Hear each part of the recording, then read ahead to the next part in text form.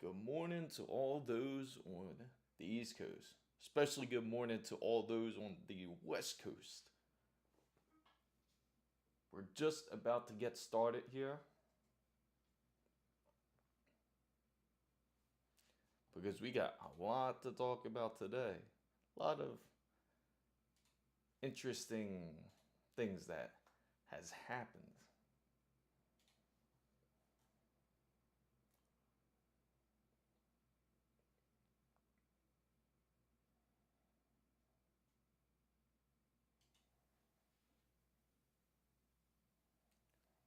I don't know which stream you guys can see over here on TikTok, or if you can see the vertical or the desktop live, just let me know. And there we go. This time, I know the mic is on. If you don't know who I am, I'm Chris Mizo. I usually talk about PC and tech. Actually, I just released a video today about the RTX 50 series and AMD's RX 9070. It's about their stock supply and when could you really expect it. Turns out that the RTX 50 series, about them having that recall, about 90% of them, they claimed it was false, but now NVIDIA seems to be kind of hard to trust with information because they said that they shipped twice as many 40 series out than the actual RTX 50 series. If that's true, I think a lot of people would have a 50 series more in hand, don't you think? So it's just a bit insane that we're still in this. It's already middle of March and we're still having trouble getting hands. Oh, sure, I'll adjust it here. Let's see. How's that? Sounds good? Hopefully you guys can hear that okay. What's up, Thomas? Thank you for joining us. I hope you are enjoying the stream so far. And yeah, so NVIDIA was supposed to release more RTX 5090s this week. I'm surprised they just didn't go with the flow and just said, hey, we did have this recall. At least it would make a lot more sense for not having any 5080s, 5090s in stock. In fact, they're even having issues getting RTX 5070s, 5070 Ti's, and there's also going to be an imminent release of the RTX 5050, which I know sounds a bit ridiculous. RTX 5060 is going to be released, but the VRAM in the RTX 5060 may make you feel a bit cringe, especially that it's only 8 gigabytes of a G7. Good to hear that, Thomas. I'm glad that this worked out. Hopefully this new update with this chat will work soon. Let me see. Let me just make sure that you guys are connected here. And there we go. Perfect. That'll work. Now you guys should see each other in the chat here. Let me just activate all these sources here. And we should be good to go. Perfect. And let me just type in here. What's up, guys? It's good to see everyone.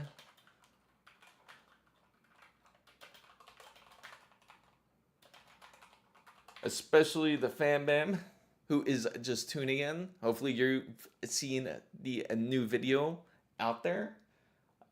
There we go. Perfect. It looks like those are connected.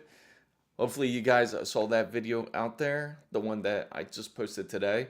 Now the RTX 5060, can you imagine its capabilities, especially with 8 gigabytes of VRAM? It's just ridiculous, especially nowadays if a game like GTA 6 gets released. Do you really think that 8 gigabytes is going to be enough? You may not be able to use all of the graphical settings, even if you set it to the minimal settings. If you really wanted to play a console game, you would get it on something like a Xbox Series X or a PlayStation 5, even the PlayStation 5 Pro. But the insane part is just when it comes to the whole pricing aspect, especially when it comes to the RTX 50 series, because the RTX 5090, for example, the ASUS Astral, right? That's 3,500 USD. I can't imagine how much it's going to be in Europe, but that's 3,500 USD alone. And this is actually going to be way more than our build, because currently right now, if you don't know, or if you're just tuning into this channel, that's what we do is PC building. We talk about PC hardware, and we love just tech. And with the build that I'm currently doing now, which I will show you, actually just got this graphics card in. If you haven't seen the live earlier this week, especially for those on TikTok, I'm glad that this is finally working on TikTok as well. But let me show you. So this just recently came in right here, which is the Sapphire Nitro Plus, and it is a RX 9070. I unboxed it on stream. If you're interested in seeing that stream, make sure you go to my YouTube channel. That is where all my streams are really saved at. On Twitch, it's not really saved on there, but all my history is saved onto YouTube. So if you're interested in seeing how it looks like, because it's quite a gorgeous GPU. And the funny thing is, when this came in, I was really nervous. Reason why I was so nervous when this GPU came in, the box looked like they literally ran it over with the UPS truck. It was just ridiculous how it came in. I really thought it was going to come in damaged. In fact, I got the box. I think I got the box over in the trash. But the funny thing is, if you look at this GPU box, it looks like nothing happened to it. It looks like everything's perfectly fine. And luckily, the GPU is okay. Haven't gotten to test it yet. It's something I definitely want to do for sure after we do this PC build. And if you're curious with what components that I'm building this PC with, I have some great parts here. I'll start off with the motherboard, as I got the Tough Gaming B850 here. Got that upside down. I got the Tough Gaming B850 here. Let me fix that right there. Perfect. And this is also a AM5 motherboard. This also features PCI Express 5. If you're curious, the best part about it, even compared to, say, the X870E, some people are afraid of losing power to the PCI Express 5 bus, because when you connect a NVMe, say if you do get a PCI Express 5 NVMe, it doesn't even have to. It could be PCI Express 4. If you connect it into one of the lanes, that you may split the power to the PCI Express bus, the main one, the X16. With this one, with this specific motherboard, you don't have to worry about losing power to that lane. Instead, you'll lose power to the X4 lane, which is a lane that more than likely you're not going to use for full X4 speeds. So if you do connect a graphics card to it, it's going to be less affected. So these are the two parts so far. And if you're just coming in, it is the B850 Tough Gaming plus Wi-Fi motherboard here, and the RX 9070 XT, which will be definitely a lot of fun to put in. Now, cooler-wise, we got the ASUS LC360 ARGB, probably a cooler you haven't heard of, and it's well underrated. In fact, it's such a great deal. You can actually get it for a about 150 USD. If you look on the back of it, right there, you can see that it even has a nice display, which is customizable to how you would like to set it. And it's pretty large. It's about 2.8 inches. And again, it's an awesome deal, especially if you're trying to make a, try to kind of not really cut corners, but trying to do a PC build where it's more affordable, at least.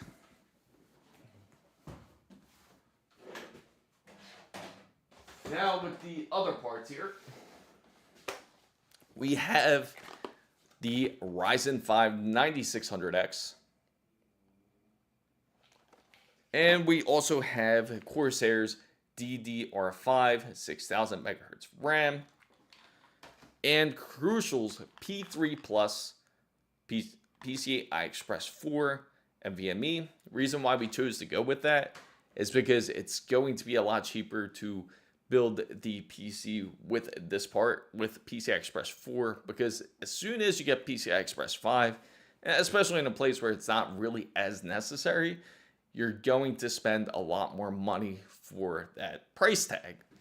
And also in the back over here, I have the Monitech case. We got it for a great deal at Micro Center. It was only $74.99. Originally, we thought it was even cheaper at $64.99, but Micro Center showed us it was $74.99, and then compared to its original price, where it was $99.99.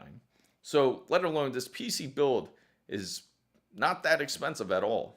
Now, if you notice, you'll probably notice that there is something missing out of this PC build. And hopefully you guys can get it. Feel free to comment down below because I love to hear from you guys, especially the fan bam. And AMD is better than NVIDIA by price to performance. I agree because AMD has certainly won the formula this year. And I've mentioned this earlier in my prior videos because all AMD had to do was show the supply. They just had to have the supply, and they certainly did it. They had much more supply compared to NVIDIA. NVIDIA just had very little, but they've claimed that they shipped 2 times more than their RTX 40 series, which doesn't make any sense. But in a way, they're trying to compare it to the RTX 4090, which was the only card that they had at release for their flagship card before they released their 4080 a month later. Now, they compared those numbers because they're comparing the 5090 and 5080 together compared to just one 4090. But even then, they still did not have enough units out there for everyone to go purchase. They only had 276 in all the micro centers all across the US. So you tell me if that is enough GPUs, let alone in the US where it's well over 350 million. I can't imagine how many they released in Europe. I know AMD had a little bit of a harder time releasing in Europe because those who've mentioned it, but if you go to the physical store, more than likely, it's definitely a lot more easier to get one because you actually had people that went to Micro Center to try to pick up a RX 9070 XT. You actually had lines of people waiting overnight. Even some that waited days to just try to get this RX 9070 XT. But the stock supply was so good, in fact, that once they opened up the store, many people who waited in line for that long realized that they could have went into the store an hour later and still picked up a GPU of their choice. AMD certainly won over supply. And the second part they won is pricing, which Fasu mentioned.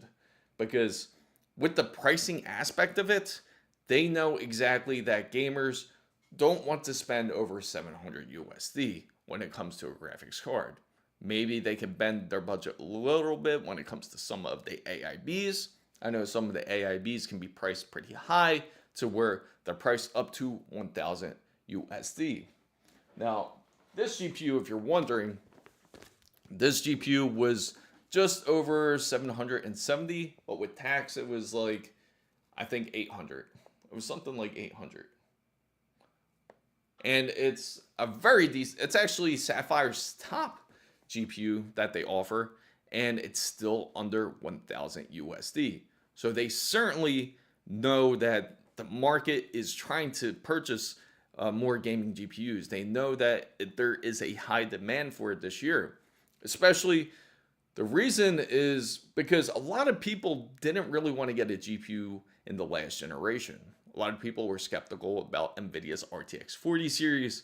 Not as many people went to get AMD's RX 7800 or 7900. You have most people out there that still have the 6600 or the 6700 from AMD, and you still have people out there that still have the 20 series or even the 30 series, which more than likely they're probably not going to try to get a GPU right away. And it's 100% fairly priced. And let's talk about these scalpers real quick. And for those who went to Micro Center knows this for sure. Just a couple of weeks ago on live stream, we went over to Micro Center, and there was two guys waiting on a Saturday. Now this is way past the launch date. This is only 2 weeks, again, 2 weeks ago, and they were waiting for the RTX 5090. As they were waiting for the RTX 5090, you have one guy that's next to them. He just got there at 8. Micro Center opens at 10 o'clock. I got there about 9:30. So I just was curious, so I asked them that question. That's how I know. And then as soon as they found out I got in line, get this, the two people overnight went over to their car to grab another person just to ensure that they can get their hands on a RTX 5090. But here's the kicker. As soon as the store opened, you immediately knew where they were going to head to. That's awesome. 1060 is still great. It's still a great card. And now NVIDIA has to bring that back. They got to bring back gaming just like the 1000 series. The RTX 1000 series was great. The 1080 Ti is what I had. Excellent card. And it's definitely still formidable till this day. But I'll get into the developers in a little bit. But just to let you guys know about what happened at Micro Center is once we got over to the GPU side at the desk, guess what happened? There was none. They had no RTX 50 series. In fact, they didn't even have RTX 4090s. They didn't have 4080s. They had 4060s, very little of them. They had 3060s. They didn't even have 3070s, 3080s. They only had AMD 6600s. And they had Intel's Battle Mage. They had those cards, but that was it. And you know what they did? They immediately walked out. That's how you know that they're scalpers. And the funny thing is, the manager at that Micro Center knows the people that come in there just to purchase it to sell on eBay. In fact, one of the people went into that Micro Center, purchased a MSI RTX 5090, and they had the audacity to take a photo of it in the store and put it on eBay. Tell me how crazy that is. And unfortunately, this is what we're dealing with today. In fact, if you go onto eBay and you take a look at all the cards that are listed, they're still going up for ridiculous amounts. They're not going up. They're not selling out as high as they used to. They're selling. What's up, Dorzel? Welcome to DTAT. The only thing Social Ninja needs to get working is TikTok back onto the chat as well. Exactly. Scalpers know if they limit the supply, they can make double the money. And that's exactly what they do. They literally wait. So you're competing against people, especially those who are trying to get a RTX 50 series. You're limiting people trying to get this card because they're waiting each day to try to get this card. And most of them are probably going to wait overnight because that's just the type of people that they are. They choose to take away the demand so that way they can have the demand so that way they can sell it to people out there. Now, if you're thinking about getting the 50 series, just don't buy it off of eBay at least. I gotta say that. Don't buy it off of eBay. I'm not going to try to get you to switch over to AMD because you have your personal preference. If you choose to go AMD, that's great. Because, I mean, just the design in this card is just quite amazing when this got unboxed. And it's just quite insane on how this market really is. In fact, now when it comes to the whole gaming industry, you can see the type of requirements that they are requiring in order for you to enjoy the games that you would like to.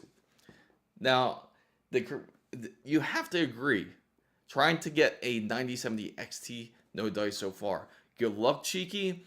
Oh, you know what's funny too? I got to bring this up because what do you think about these retailers that they're going to try to charge more money to try to get for the RX 9070 XT? And there's this one site, I forget what site it was exactly. This was a European site where they marked it up to 1,300. That's how much it was retailing for, right? So they put an X on it saying, no, we're not going to charge that much for it. Instead, we're going to charge 1,000 for it. But in reality, this card was already worth 800, but they made it seem like it was cheaper. So price gouging isn't only happening by scalpers, but retailers see their opportunity. Not all of them are like that, but you have certain ones. Like I'm sure some of you who've been trying to get the 50 series seen the ridiculous bundles that Newegg has. Just ridiculous. 5,000-6,000 USD just to purchase a GPU. And what do they offer? They offer some pretty good stuff. They offer a monitor. They offer a motherboard. They offer the ROG router where it's 700 USD, where you more than likely don't have plans purchasing, but it's bundled in there, so that way you can go purchase it. The only kind of guaranteed way to get a high-end new GPU at a fair price is to buy them as soon as they stock up. That is true. As mentioned, you have people that will wait outside of Micro Center every single night.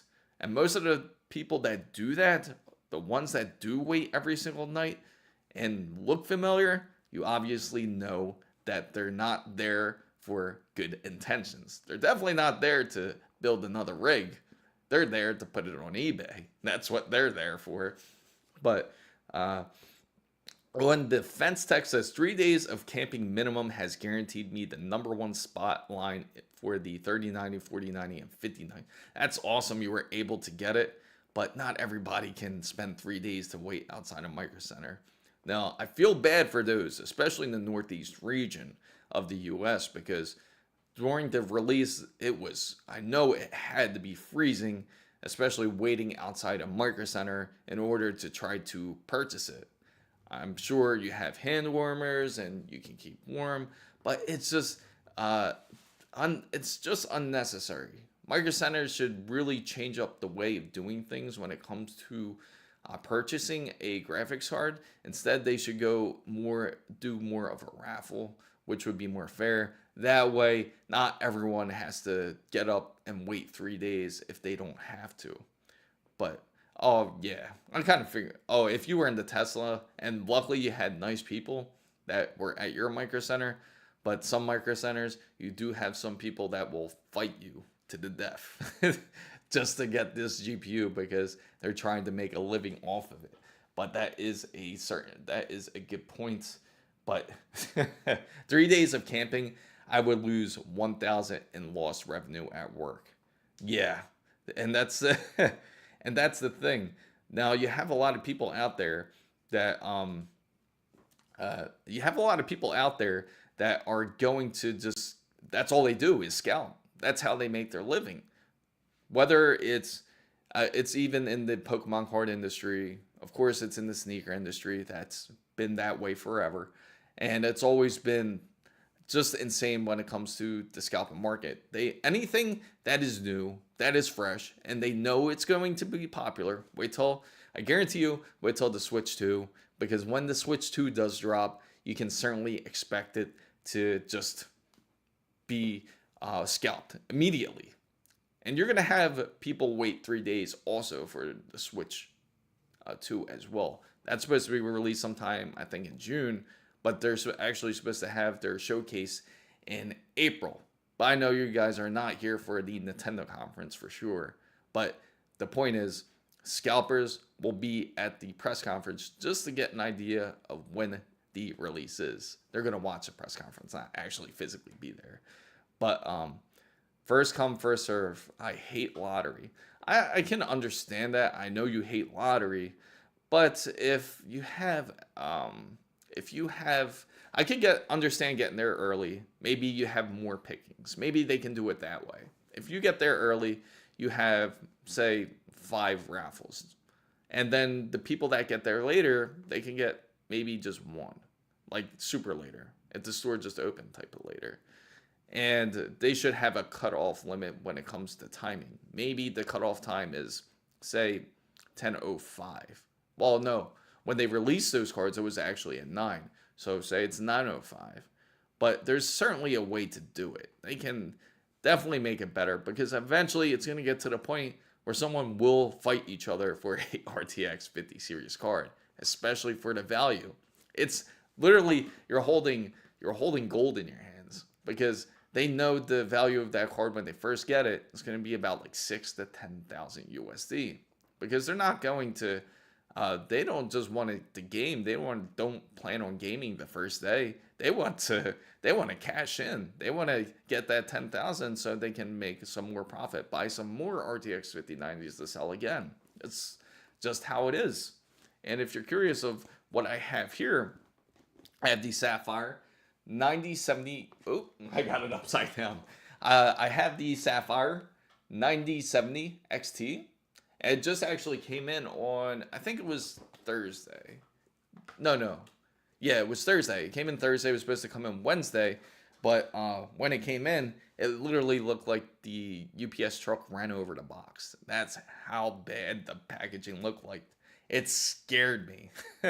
In fact, I'm surprised how well intact this box is, because if you guys seen that live stream on Thursday, it was wrecked. At one side of the box it could literally flap open. The wind could blow it and it would probably flap open. That's how damaged the box was. You can see UPS tried to fix it by just adding some duct tape around it just so it doesn't flap open.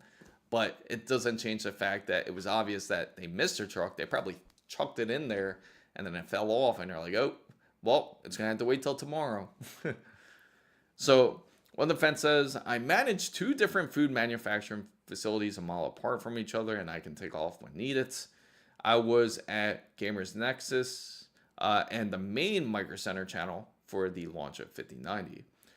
Oh, okay, that's dope. Are you using any tools and automation to order?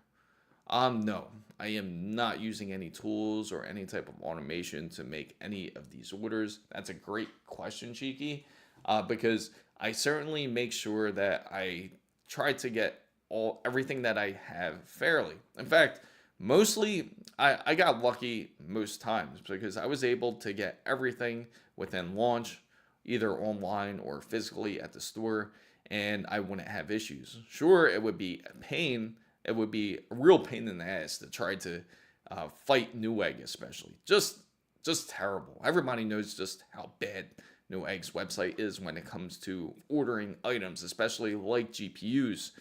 But I managed to get the 7800. I managed to get the 9070 XT off of Newegg. I just got whatever GPU I could manage. Didn't know which one I got, but I just picked out whatever I could, and it was a surprise to all of us on that Thursday once we unboxed it. I'm glad it was the Sapphire Nitro, and for those who are looking to get a AMD Radeon, definitely take a look at it. It's quite competitive, especially compared to its current predecessors. And I was super nervous when the corner of the 9070 XT shipping box was crushed, but only popped an airbag. It's awesome that they put those airbags in there, because if they didn't, sometimes Newegg will leave. I got some airbags, matter of fact, right here. This is how they packed it. They just grabbed the whole roll and were like, we're not gonna get any damage. It's literally a roll of airbag that they just kind of pulled out and wrapped throughout the whole box. So Newegg definitely did well on that side. I was on game. So Newegg trick was just to select the product, even though said not in stock, and it'll say add to cart. Oh, really? And yes, Skyward King, there will be a restock sometime soon, and there will be a restock soon. It's probably going to end up coming up on around April, more than likely, And this is going to be on the NVIDIA side. They claim that they didn't have this recall, but it's pretty obvious that they did because they were supposed to have a large resupply this week. But we don't really see that much of a resupply. Thanks on the fence. I really appreciate it. Oh, I appreciate it. I thank everybody who is part of this content. I mean, part of this channel, because also, if you haven't seen, I am also doing a giveaway to really thank the fan bam for making this possible in the first place. What I'm giving away is an SSD Pro with a heatsink.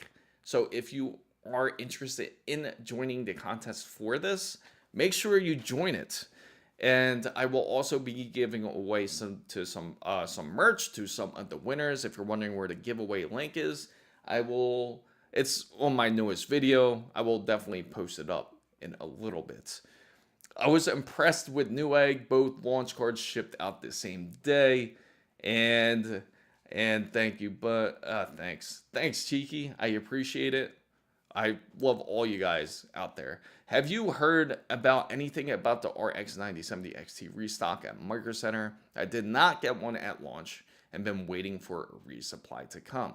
Now with the RX 9070s, I haven't heard anything right off the bat. I'm going to contact somebody I know and see if they gained information, which is more of insiders.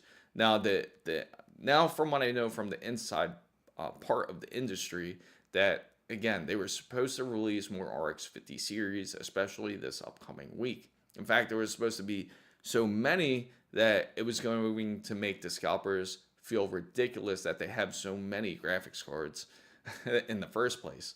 Now, when it comes to AMD side, it's kind of hard to tell, but more than likely, they're usually like 4 weeks apart when they come when it comes to resupply. So you can expect it probably then. It's around the first week has passed. You'll probably see some trickling in within the next week, and you'll see it really pick up like within the third week. And hopefully they'll have plenty. Now, yes, Tuesdays and Thursdays are great. You know what's funny? Any place that, and this goes with any retailer, Tuesdays and Thursdays are usually restock days for many of them. They'll get some that'll come in randomly because they'll actually get it FedExed, especially 50 series. They get those FedExed, and sometimes they could get it on a weird day, and you won't know that they got it until like sometimes they'll get it in the afternoon, and they'll just put it out on the shelf. And you may get lucky and be able to get one, but you just have to consistently go to Micro Center every day to get one. And again, with the 9070s, more than likely expect it within like about probably a couple of weeks to 3 weeks. You can certainly expect more. Hopefully they don't end up jacking up the prices, because that is a big controversy. I'm sure all of you have heard. If you haven't heard about this controversy about AMD's price going up, it's not on AMD, I'll tell you that. It's a lot of retailers that are pushing up the prices because they said the second batch are affected by the tariffs, and of course they're going to say something like that. There's some websites that posted it up like for 700 originally. It was actually a Sapphire card. They put it up like a card just like this for 700 originally, and now they're gonna, I got it upside down again. So they got a card like this, and now it's marked up to 1,000. But then they make it seem like there's a price reduction. They'll cross off 1,000 and bring it down to 900, and you already know it's $200 too much as it is. Retailer, okay, so last Thursday, Micro Center here had 5090s in stock, even for a minute anyhow. Oh, really? That's some luck. Which Micro Center are you located at, David? I gotta say. I live 1 hour and 45 minutes from Westminster, Illinois Micro Center, and 2 hours from the Chicago Micro Center. I wish it was closer. I agree. Micro Center needs to branch out a lot more. It would be nice if they did. Because if Micro Center just had more locations, I don't know, we just discussed this, it's funny, on the live feed the other day, because whoever designs their Micro Centers, their locations, I don't know, they must be smoking some good stuff, because it's in some weird areas, you gotta say. Like, they'll be close by a major city, but if they are within a major city, it's usually about 40 minutes away. Just like, I know in California, in Tustin, It's in that weird place there, and just like even the one in close to Philly, they have it in St. David's, which is like 40 minutes away. They need to really put it closer to a to the city because it would make a lot more sense, and you have a lot more people trying to get these type of items. They would certainly do great. It's kind of like how they have it here in Miami. They have one. They just opened it last year. So the closest Micro Center to me originally was all the way in Atlanta, Georgia. So from Miami to Atlanta, Georgia is a 7-hour drive. It's quite the distance. And then and in Orlando, it's going to be quite the drive for them to get to Miami, which is another 3-hour drive. Like a 3-hour drive for them. Tampa, 3 hours to get here. Just to try to go to a Micro Center, to a computer parts store. But they certainly should invest into more stores. They would do excellent for sure. And even branch out internationally. They would do great in Europe because they definitely need physical retailers themselves as well. Best Buy isn't looking so good. I have to say, oh dude, ours is in a really sketchy area. Scary buying $1,000 items. Yeah, I don't blame you. There's been times, I gotta admit, you have to bring something with you because you never know if there's going to be some psychopath trying to take away your card. I remember I went to a Best Buy. This is years ago. I went to a Best Buy. I went to go try to get an Xbox 360, right? And when I went to go get this Xbox 360, it was just brandly launched. It was a new launched, but the scary part, it's like right over by some tracks, and anytime you see a railroad tracks, you know you're not going to be in the greatest area. But man, that was the longest walk home in my life. I was just paranoid, and of course at the time I was young. I was a kid just going through, just trying to make it home safely and not get stabbed or shot over a console. So imagine standing in line outside with $1,000 in your pocket waiting for that's scary too. And I'm sure everyone out there, if you are going to get a PC part and you have cash, please really be careful and also have something with you to protect yourself because you really have some crazy people out there. Now, the Westmont, Illinois Micro Center is in the middle of a very rich area, Lamborghini dealership. Oh, so yeah, if you're in a place like that, then I wouldn't worry about it. It's those who have to go through those sketchy areas or through those areas where you have to question, is it okay that I wait outside a Micro Center at 4 a.m. in this area? Those are the places you gotta watch. Yes, personal protection items. And I personally love Micro Center. In fact, when they first opened up, they had this really cool mug. I have it I gotta show it to you, but they had this really cool mug when they first opened up, and I had to grab a couple of them. It was me and my wife. We actually went over there, and we actually got one mug each, and they were giving them out as part of their grand opening. And I'm just glad that they finally opened up one, but logistically, they really have to add more because I don't even think they have about, what is it, like 14? I think it's like 14 Micro Centers, right? Across the whole US. It's not really many. I know they have them in Pennsylvania. I know they have them in Florida. They have them in New York. They have them in the Illinois area. They have them in California. And something I've just learned too is I've learned in the California area, you would think there would be a lot more Micro Centers, right?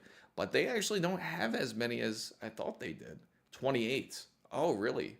So it's definitely, the numbers starting to come up quite a bit. Because the last time I looked, I remember it was ridiculously small. But now it seems like they are starting to branch out. Hopefully they start building a lot quicker. Maybe the sales of these RTX cards and the sales of these RX 9000 series cards will really push them into opening up more stores. It would just make a lot more sense to them. Yes. So so the crazy part is, well, I was really worried about this item. Now 28, well, that's still not very high. It is. If it goes 5 hours around, yeah, I live in rural Minnesota. That's tough. They have them in Michigan, I believe, which sucks. I hope that they eventually get one in Wisconsin. It would be, yeah, because Wisconsin from Illinois is quite the drive. I know, like I heard, you know what's funny? I don't know how true this is, but I know somebody that was from Wisconsin and in the Green Bay area, and they said that driving to Chicago is just like a normal drive for them. And I feel that's insane because it's like, isn't it like an 8 hour drive? And they said they would just go there on the weekend because that's what they would do for fun is they would go to a place like Chicago and they would drive 8 hours like it was nothing. But definitely they should have some in Wisconsin. It would make sense. They definitely have they and drive to yeah, that's it's crazy though. Just to make it certain drives. I almost drove to Micro Center all the way in Atlanta just because I wanted to go to one. I was dying without one down here. And have you guys, I gotta say, have any of you guys been to Best Buy recently? Because I gotta ask you that. Especially when say you wanted to get some computer parts, some peripherals, you wanted to pick up a mouse, you wanted to pick up a keyboard, you wanted to take a glance at some motherboards or CPUs at Best Buy. Have you guys went to one recently? Because man, Best Buy looks like they're in bad shape. Because when you go in there, I remember it used to be a really nice store. I used to look forward to going to Best Buy. And now when you go there, their GPU selection is just, at least they had mid-tier GPU selections before, but it's almost like they're one generation behind. Yeah, now Best Buy, I'm not saying that they're bad. They still have some decent stuff. Like you can get PC cases. They do have some of the latest peripherals you can get, especially from ASUS, like how they had the ASUS Ally as one of the, I think they were one of the only retailers to have it to release there first. And that's where I actually got mine, was at a Best Buy. I had to do it for pickup. My local Best Buys don't really have anything I want, and usually they are too expensive for what they are. Agreed. They'll sell some last generation headphones for retail price, even though you know that, say, there's a third generation for it already, and it's the same exact price. It's just, some of their pricing doesn't make sense at all. Now, some of their stores are kind of, yeah, like ratty old TVs, floor models just stacked up for sale. Nobody wants them. How about the fact that you can't purchase any physical games from them, especially for those who say have a console, you want to go try to get a physical game. But now that Best Buy said, we don't want to do that anymore. We don't want to sell any physical games. I think that's really ridiculous because that was one of the main reasons why a lot of people went to Best Buy was for that. Now when it comes to their TV side, they have some, it's funny because I remember everybody would go to Best Buy to see what the latest TVs were. But now it's almost like there are so many great TVs out there that it's hard for them to really sell what's on the floor. Even, remember I think their Magnolia Center, remember that? Like where it's like all their high-end tech, all their high-end speakers and everything for the entertainment center when it comes to the living room. Now it's like, there's like nothing there. It's like non-existent anymore. It seems like they actually removed the place, like say like a Samsung store into the store, or maybe they expanded their Apple store a little bit bigger into the store. It's almost like they don't really have their own tech side anymore. I just got my build ordered on Amazon mostly. I had mostly had to go AMD since the NVIDIA GPU I was planning got skyrocketed in price. I know exactly what you mean, because originally I wanted to get the RTX 5090 for the channel to really benchmark it compared to the RTX 4090. But day by day, I'm just losing a lot of interest. Now I'm doubtful of even getting one anymore, especially the fact that they've took away a lot of great features like DX9 and PhysX. I feel that it's ridiculous that they chose to do so, because there's games that I still want to play, such as I still want to play New Vegas. I'm actually in the middle of still beating it. It's funny to hear that I'm still playing New Vegas on the RTX 4090, but it's just a great game, and I've never beat it, so I just want to beat the game. I got a second 4090 after I camped out for the 4090 at the Micro Center. I found out I was placed in priority access to buy the 4090's Founder Edition. Oh, that's awesome. Wow, that is pretty insane. If you were able to get the 4090's Founder Edition, that is awesome. That's a very tough card to get. I heard the 50 Series Founders Edition, I hear very mixed things about it. In fact, that like somebody's heat plate actually came off their 5090 really easily, relatively easy. And they're looking at it and they're like, this is what's really cooling it. And more than likely, it seems like if you really think about the 50 series and the 40 series, they're actually not that far apart. Even the process die is the same. It's 5 nanometers. It's just 2 different chipsets. You got Ada Lovelace and you got Blackwell. But the only thing that they added different to Blackwell was that they added more voltage to it. They added not voltage, they added more watts to the graphics card, so that way it can outperform the, say, RTX 4090, but not by a lot. It's going to outperform it, I think, about usually about 10 to 20%. But on Amazon, I had the 3060, the build I'm making, and went from 275 to 450. So I decided to go with 6600 XT. Nothing wrong with this 6600 XT. It's still a great graphics card, and I'm sure it still plays a lot of great titles perfectly fine. Now, Dave S., we play old games. Yes, we do. Everybody plays old games. Now, take a listen to this. Let me just highlight Dave real quick because because from what he said is true. Now, this is a crazy conspiracy theory I thought of. And it may make a lot of sense to everybody out there because I think it certainly does. And the fact that you have NVIDIA and game partners, to say, or game developers. They all sit together at a board meeting, say in February.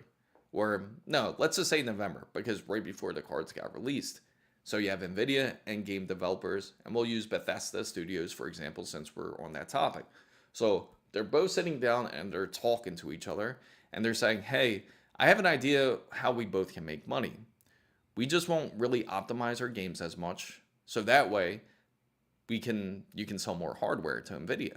NVIDIA's like, that's a great idea. Or maybe it was vice versa. Maybe NVIDIA thought of it. And they both discuss, yeah, that's great.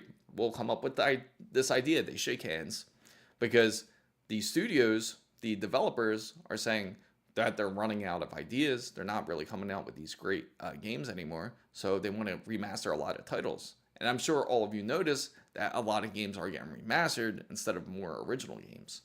So they're saying, well, let's remaster these games, but we just won't optimize them. Instead, we're just going to require, the minimum requirements are going to be a 30 series. Say the minimum requirements are going to be a RX 6000 series. And that is the problem. That's 100% the problem. That is just something I just thought up of. Let me know what you guys think in the comments down below. It makes a lot of sense, right?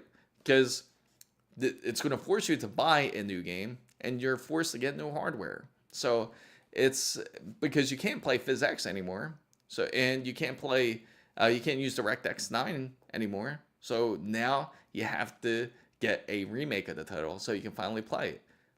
There's a rumor, reason why I use Bethesda Studios, I don't have anything against them, is because and I'm sure if you haven't heard that, not Morrowind, but Oblivion, they're actually supposed to remake Oblivion with Unreal Engine 5. I know all of you guys love Unreal Engine 5 out there. Yes, and my 5090 cannot play PhysX, damn it. And that's the crazy part. But you know, the funny thing is, somebody who has the RTX 5090, and hopefully you have some older cards laying around, because what they did, somebody did this, was that they added the RTX 3060 into their second PCI Express slot, so that way that they can play their games such as New Vegas, or play Mirror's Edge, or any type of game that uses that type of tech. So just like what Jensen says, the more GPUs that you buy, you save. I do. Oh, that's what you did too? Which card did you decide to put in there? Oh, the 3050. That makes sense. PC gamers want backwards compatibilities, and consoles didn't have that for the most part. Let's not ruin PC gaming the same way. That's what it seems like. It's almost like PS5 is practically a glorified PS4 or PS3 because right now it's just like I have one, so I'm not biased, of course, against PlayStation, but I haven't bought any games on it because it's just been the same games really coming out on it. I feel like I don't honestly want to get a console anymore because PlayStation games are getting released on PC anyway, and I have a ton of titles I'm guilty of not playing.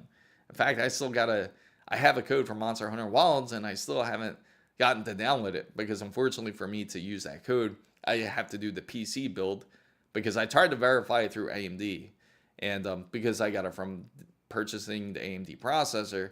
But since I have a 9800 X3D, I thought, let me try to verify through that. It didn't work. So I have to build this PC for me to enable that code. But PC gamers want backwards compatibilities. Exactly. That was the thing. There's a reason why we have a huge Steam library. Everybody's guilty of having hundreds of games in their Steam library.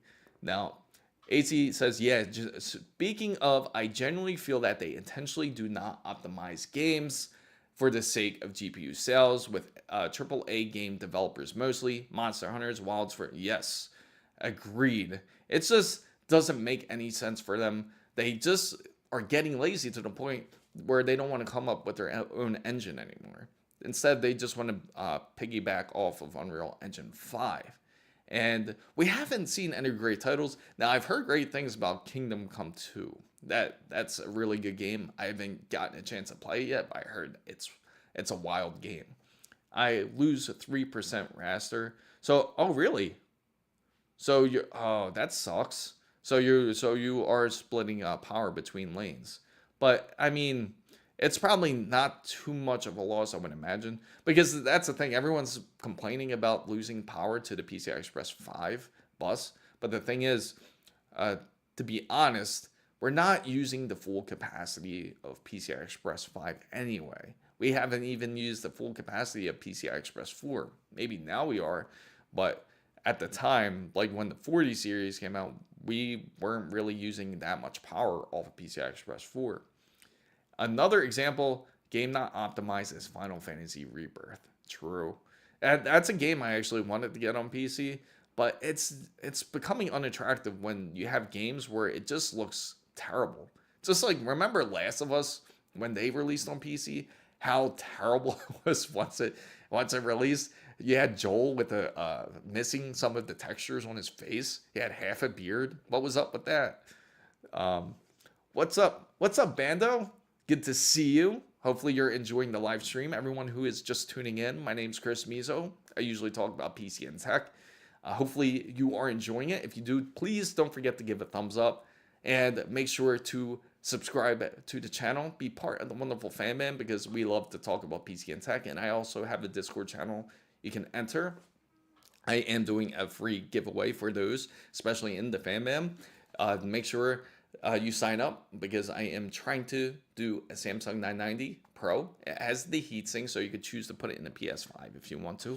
And I will be giving away some merch. Please do join the giveaway. If you're looking for the link, I forgot to put it in the description box.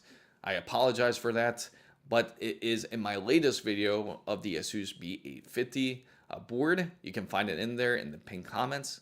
It's going to be on Gleam. But if you run a second GPU with a 5090, no matter what a motherboard, I agree. So if you have a 5090, you're going to have to. You're definitely going to have to make room to have it. Currently, what I have on my current PC build, I have a RTX 4090. Now, even if I did get the 5090, I'm going to keep the 4090 in there because I just don't.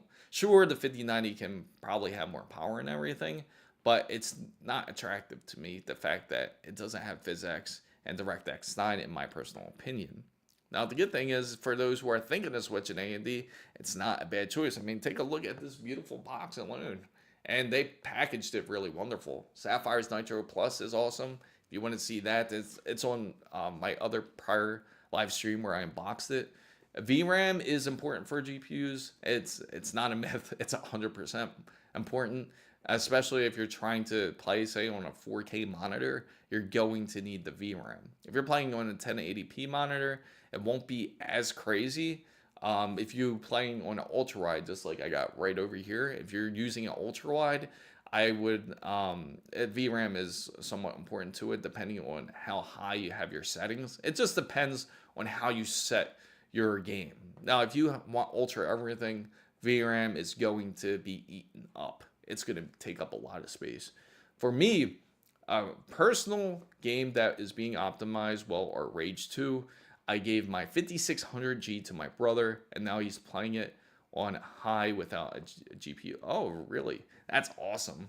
Because that's another thing that's really underrated is the APUs by AMD. They make some excellent ones. I remember when I was at CES, it wasn't this year, but it was last year, they were demonstrating the AMD 8600, and it was excellent. And the game that they were actually demonstrating on, ironically, we're talking about Bethesda Studios, they were playing it on Starfield without issue. No GPU, just the APU itself, which is incredible. In fact, even on the ASUS ROG Ally, I feel like it plays excellent. It's just all about how you optimize the settings. And certainly, if you're worried about the VRAM, what I would suggest to do is to make sure, if you're worried about the VRAM, is just to make sure to have these settings correctly set. Just don't have everything maxed out. And sometimes the models inside, or not models, I should say, but the optimization settings when it comes to Adrenaline or it comes to NVIDIA's app now. If you use that setting, that can help, but you can always modify it to your liking because it's only could do so much because you have to get an idea of how your input lag is for your monitor.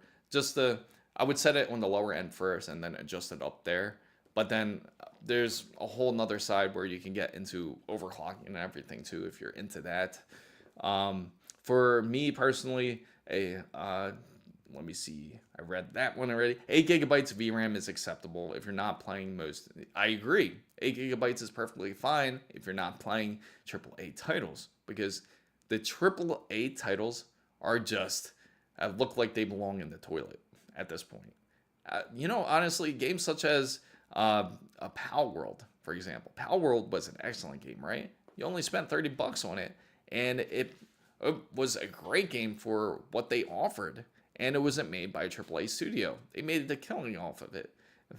I think it is pretty funny though. Pokemon tried to go after them. The Pokemon company, they tried to go after them, but I don't think really much came out of the case. I know they went after them some more, but I think they're still trying to go after Power World. But it's just funny in that case. Oh, thank you On Defense for your donation. I really appreciate it. I do appreciate it a lot for this channel. It definitely helps because we could do more builds and we could do more giveaways, of course. Thank you so much for it.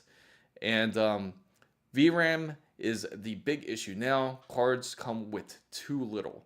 Yes, just like how I brought up the RTX 5060, it's just insane. The RTX 5060 is just terrible. Now, it has 8 gigabytes of VRAM. Now, today it's okay, right? Today's standard, it's okay. With today's games, it's perfectly okay. You know what else we have to go back to, honestly? And I'm sure all of you can agree to this too, is that what we have to do is have developers start to create their own reflections, their own lighting, like they used to. Just think of games just like Splinter Cell back in the day, right? Splinter Cell used their own type of creation in order to do so, in order to create those lighting effects. That was what was really breaking in the gaming industry, was just how they developed it. But now we got to the point where they just rely on the RTX, the ray tracing from the card, or the path tracing from the cards to do its job, to start doing all the reflections by itself. So they feel like this is how we can do it. And let alone when they do release the game, it is not that great. On Defense says, I would buy the 9700 XT Sapphire Nitro if I could not afford the 5090, it is a great card. I 100% agree with you. It is a great card. The Splinter, yes. Splinter Cell was the original Xbox. Yes. It was amazing. That game was just breaking. I remember just how amazing it was, just going through the hallways, just hiding in the dark. It was uh, just a great game, because the idea of just a middle-aged guy just taking out these guys, it was just a completely different aspect when it came to gaming, and he was just a badass character. Um, and are there any advantages to run a RX 7800 XT in PCI Express 4 speeds? Now, if there's any advantages, I wouldn't really say that there's advantages. I mean, technically it should be running at X16. I would ask more if there's more disadvantages, because usually it should be at X16 speeds. It would be a little bit noticeable if you would be running it at X4 speeds for sure. There are some games that I say that are great even with low VRAM. I've been playing Fragpunk on a Quattro T1000, and it'll run great with my new card. Agreed. Again, there is a ton of games that are out there. Support those little guys, because they make some excellent games. There was this really cool Terminator game. It was, in fact, that somebody brought it up on Discord. Oh, he might be referring to PCI Express 4. That is true. He could be referring to PCI. Yeah, maybe you're referring to PCI Express 4 compared to PC. Now, if there's advantage, maybe just slightly. It's not going to be huge from PCI Express 3 to PCI Express 4, because if you take a look at it, actually I did a video based on this before where I was comparing graphic cards lanes, like PCI Express 3 and 4 specifically, I think it was. I didn't do 5 because, again, we're just hitting 5 now. But between the two, it's not a large gap of a difference. You might notice maybe 5%. It's not going to be a large difference, especially if you're thinking of trying to upgrade a whole motherboard to do so. Now, I'm not saying you shouldn't upgrade a motherboard. It's actually a great asset to change out, especially if you're looking to future-proof your PC. It's definitely a good way to do it, but I wouldn't expect a large leap. But if you are experiencing any type of bottlenecking, it will improve on those aspects. If you're gaming on, say, an older motherboard, and your card will be a lot more, there'll be a lot more breathing room for your card to be able to be at its full capacity, if that's the case. Now, let's see. I speed because of build. Also, I've been watching benchmarks on the GPU I'm grabbing, the 6600 XT. Surprisingly, it can run. Yeah, I mean, even this device here, which I'll show you, the ASUS ROG Ally, right? This device right here, it's a little device, but it has the power to run games such as Cyberpunk. So that lets you know right then and there, it's definitely capable. And it's up to the developers to do so. Because remember when, good morning, Ezekiel, good to see you. I hope you grabbed your coffee. I haven't gotten a chance to get my coffee yet, unfortunately. I wish I was able to bring the camera out into my kitchen so I can make some coffee. But I gotta say, speaking of which, Cyberpunk 2077, the crazy part is, it's originally when it first came out. Remember, it was I think it was the 2000, RTX 2000 series when Cyberpunk came out.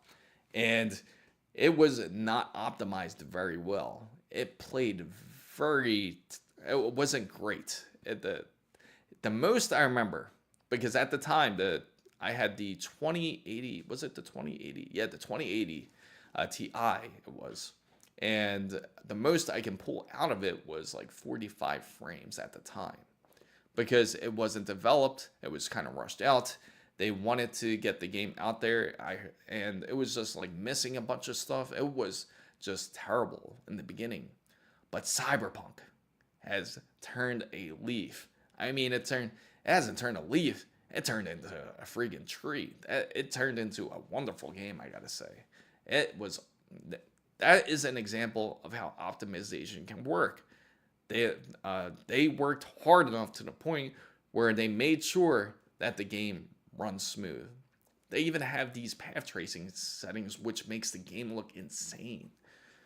But oh man, that's tough. So I'm guessing you just came back from a overnight shift, because Dave S, I'm buying a Cyberpunk this Steam sale. It's under $30. Yeah. You know, the funny thing is, I've heard great things, but I haven't gotten to play the expansion pack on Cyberpunk. I think it's called, what is it? Something Liberty. I gotta get that. I definitely gotta get it this time. On defense, it was garbage 2020, and 2080 Ti is slow as hell on it. Yes. Yeah, I agree. It wasn't the greatest card. I actually really disliked that card a lot, because it was, to make it worse, it was MSI Ventus, or how do you say it? The MSI Ventus RTX 2080 Ti. That's what I had.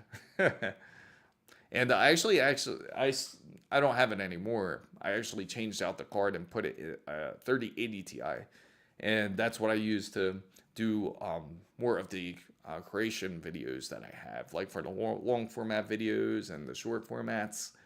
But yes, 2080 Ti was an early access overpriced GPU, necessary for beginning of ray tracing. And Phantom Liberty, that is correct. That's right on the fence. That's what it was. Phantom Liberty.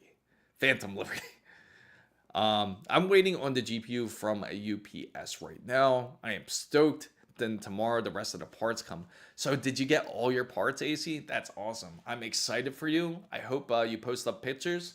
Please join the Discord and share your build, because I would love to hear from you and see pictures of it, because I love seeing all PC builds. That's everybody in here. Join the Discord, share your build. I should make a channel just on PC builds specifically, and I make sure to go on my Discord to answer all of you, because I know it's just fun talking to everyone who is into PC and tech. Now, it is time to upgrade the 7700K in my 1080 Ti. Yes. I'll tell you right now, Crispy, yes. You gotta definitely do it. Go for the upgrade. Again, you don't have to get top tier parts. You don't have to get the X870E ASUS Hero, right? You don't have to get something like that. In fact, the motherboard, just like this, the B850, you can actually catch this on sale once in a while, like just under $200. It's something like this, the B850 Plus Wi-Fi tough gaming motherboard. The tough line's really good.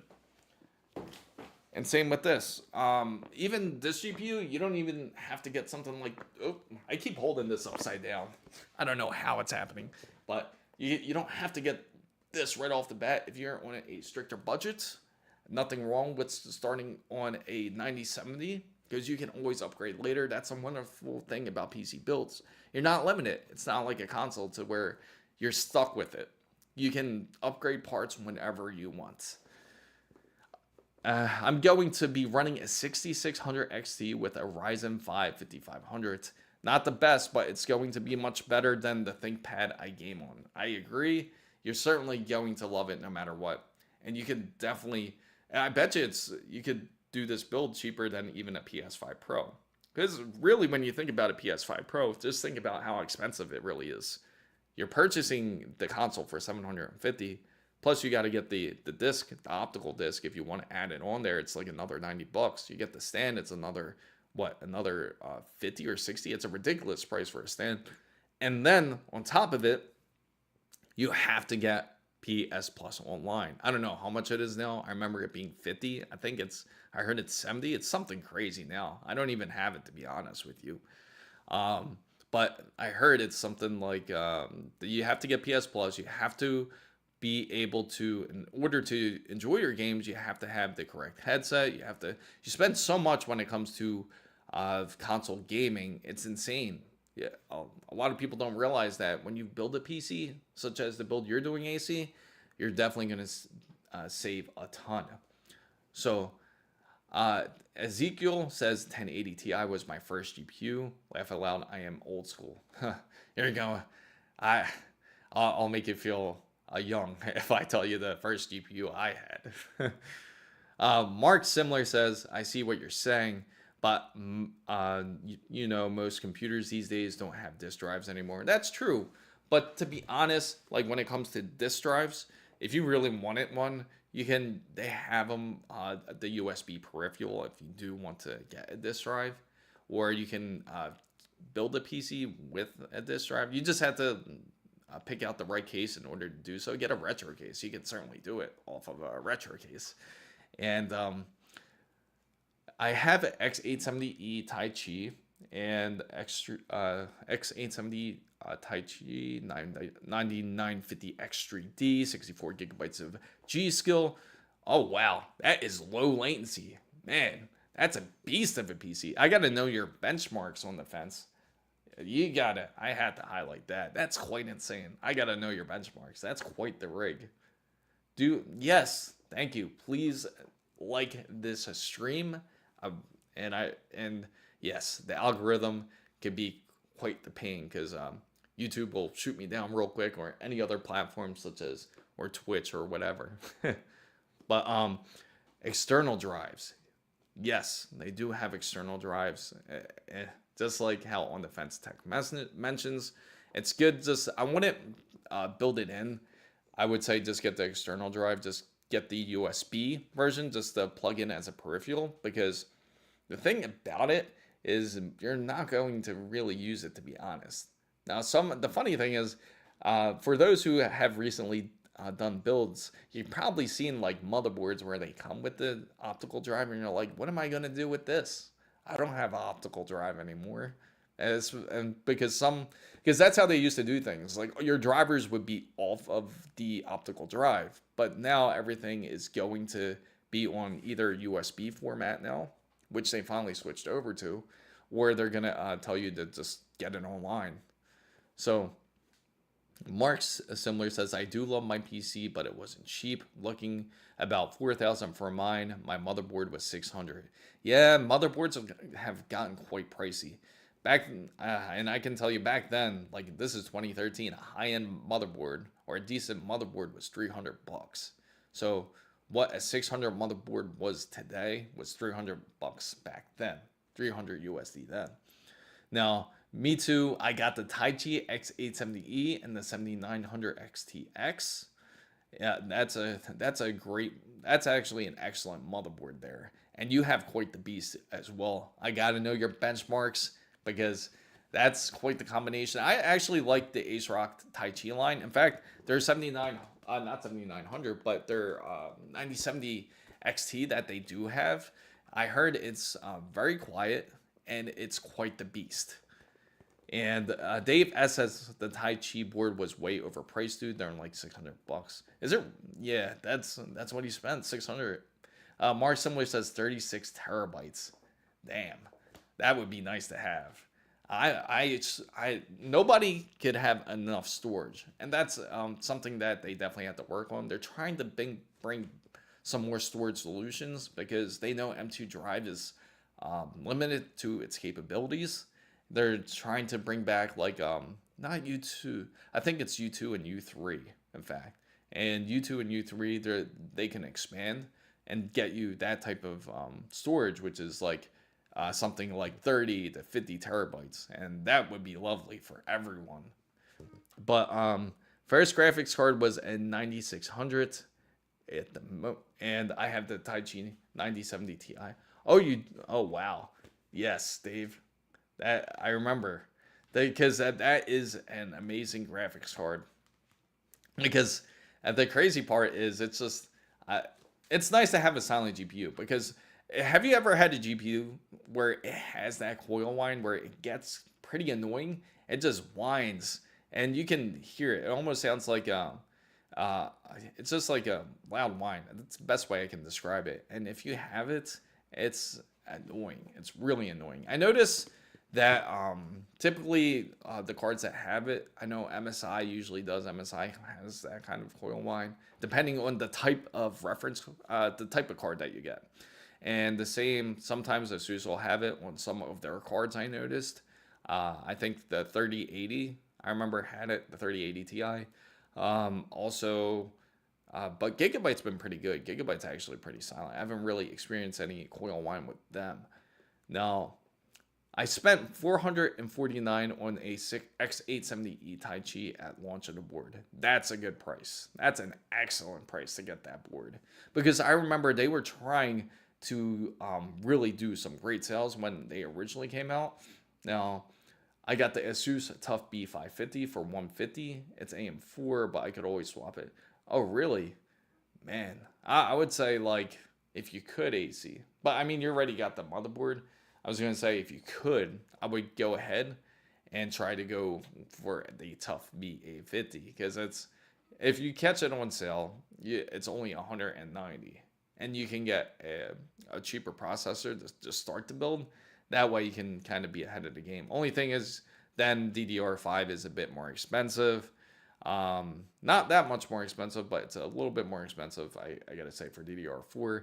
But yeah, for sure. Or you can throw a 5800 X3D. That's a legendary processor, by the way. That processor, the 5800 X3D, that belongs on a wall. I want a plaque. Because that just completely redefined gaming. Like when it came to PC gaming. And Crispy says, my first graphics card was a 3D FX Voodoo 3. See, now that's what I'm talking about. I remember those. You know, the funny thing is, let me tell you this. When I was younger, we had this old Sony Vaio PC.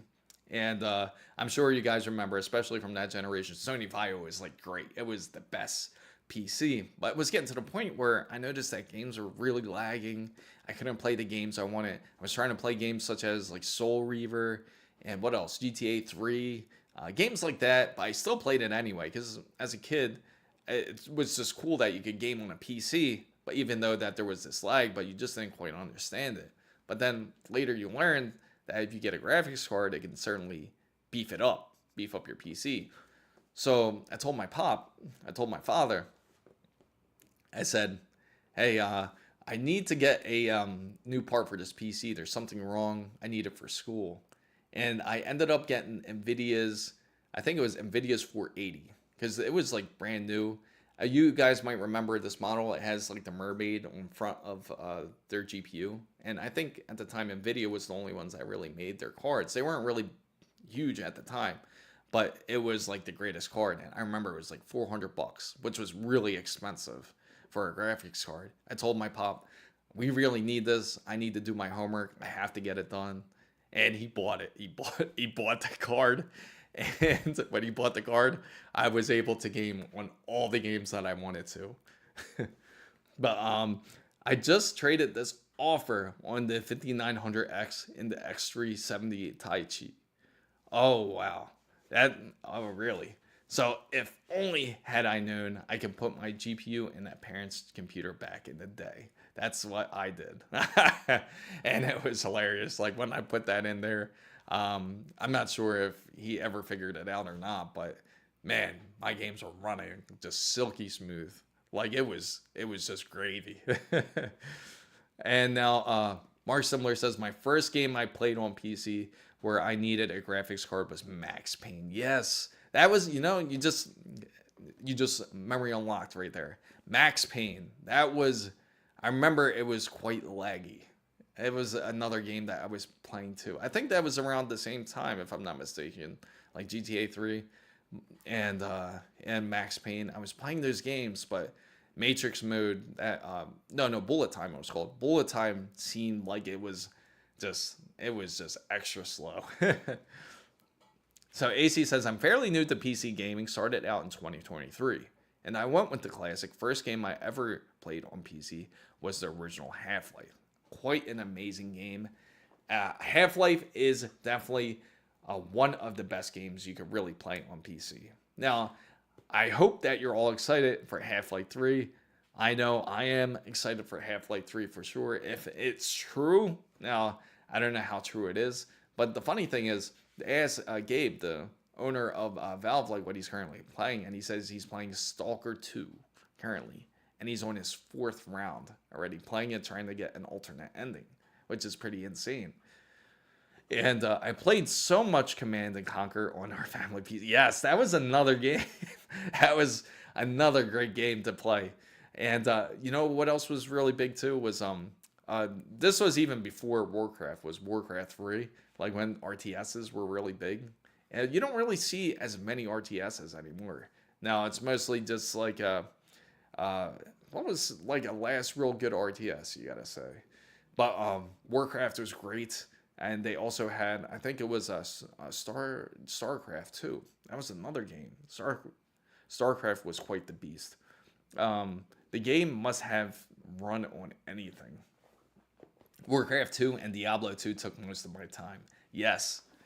Diablo 2 was just addictive. And a lot of the newer Diablos, it's hard for those to kind of live up to where it lives up to now, because Diablo is quite the franchise. I mean, Diablo 4, it's good and all, but for some reason it doesn't have me hooked just like the other games. Diablo 3 I didn't feel was as good, but Diablo 4 I still have to beat it. I haven't beat the game yet. I think I'm like halfway through, and I mostly kind of go onto a lot of these side quests anyway, so I always get distracted, and I just want to end up destroying these like the ghouls and everything. Then I got two 4090s for the 100 a piece. Someone approached me at Walmart to play The Witcher. Oh, really? That's pretty insane. That's someone. And those theme park simulators were early RTS. That's true. Because that was like remember when you did the whole Roller Coaster Tycoon, right? And then you would purposely leave a gap in the track. Or you would have some crazy loop, right? You would have some crazy loop like this upside down loop, and you would have it launch up, and there you just disconnect the track to see if your trolley would make it across, which was hilarious. But every time you could see it just burn out. So gotta love the dial-up connection. 56K for the win. Yes. Remember how that was like when you were trying to get online on AOL? It would just be you would check your email, because that was the new thing was, you got mail. You would hope to hear that when you opened up AOL. Then I got two 6890s to mine crypto. Then Diablo 2 Remastered was cool. Nostalgia. But then I realized how much of a grind it was. Yes. And that's the thing. Diablo 2 definitely takes up a lot of time. And if you take a look at the hours that everyone puts into those games are insane. Because it's just like, that was one of those games where you could easily put like 500 hours if you were really on it. Yeah, it was just insane. I do hope that Diablo can kind of go back to that type of style, because it was amazing. Diablo 2 Remastered was cool, nostalgia, but then I realized it 100% is. I didn't know what to use the internet for back then until I heard Napster. Yes, I think that was like the age of pirating, because you could download MP3s and you were able to burn CDs. That's when everyone wanted to get an optical drive, because when you went to go get the originally, I know this has gotten way off topic, but now it ended up being about nostalgia. But Average Gamer XP, originally it was about the AMD and NVIDIA, that their controversies are just non-ending. It was about the stock supply. Thank you for also coming in, Average Gamer XP. Just to go by what I've talked about earlier, is that NVIDIA's 50 series, about their restock, is more than likely probably not going to happen within about the next 3 weeks or so. Now with AMD's RX 9070, it's going to be more than likely the same, because first, NVIDIA claims that this whole recall did not happen. They didn't recall 90%, but if that's true, then where is all the GPUs? And it just seems that they haven't been really trustworthy with their words, because they've also said that they shipped out twice as many cards than the 40 series specifically. They said 40 series, kind of a play on words, because The 5090 and 5080 both came out at the same time, so it made it seem like that they shipped out more units than the RTX 4090. So we're on the topic of that, and now we're kind of just going back onto the topic and just talking about the technology that we kind of grew up on, the nostalgia of everything, of Napster, and yes, Heather. Oh yes, internet was like unlocked. Yes, that's what it was, and that's when they. That's true. We were like way off topic an hour ago because I think it went from game studios. We were talking about game studios originally, and then we went into talking about the into the graphic card companies such as NVIDIA, how they more than likely probably make dealings with something like this because you have unoptimized games and then you have new hardware. So it just makes perfect sense for people to purchase new hardware in order to play a remastered game. Because at that, and they also, on top of it, their master plan have taken away, say, like PhysX and DirectX 9, so you can't play those type of games anymore on the 50 series. Luckily, on AMD side, they haven't taken it away yet, but it just makes a lot of sense for sure. 32. That's why you need 32 terabytes. There's all about AI. Their QC sucks. It's true because if you know NVIDIA's capital, right? If you ever take a look at NVIDIA's capital, to just get back right onto the topic real quick. If you ever take a look at it, you have 28 billion. That belongs to gamers, right? On the gaming side, the consumer side, it sounds like a lot, right? 28 billion. But compared to their enterprise side, it's at 1.2 trillion. So what is 28 billion compared to 1.2 trillion?